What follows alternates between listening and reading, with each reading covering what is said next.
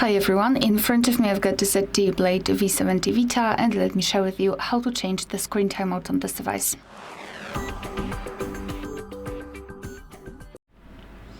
So let's start with opening the settings, and here we have to scroll and find the display.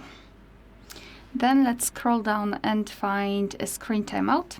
And as you can see here, we've got some options from which we can choose. At the top, relatively short ones, and at the bottom, the longest time option, which is 30 minutes. And under it, we've got also the option never, which means that after choosing it, your device will never black out automatically. So just mark the option you'd like to use. I'll pick 30 minutes, and it is immediately marked. And after getting back, you can see that it is notified right here. And it means that from now on, after 30 minutes of inactivity, this device will black out. Alright, so that will be all. Thank you so much for watching. Please hit the subscribe button and leave the thumbs up.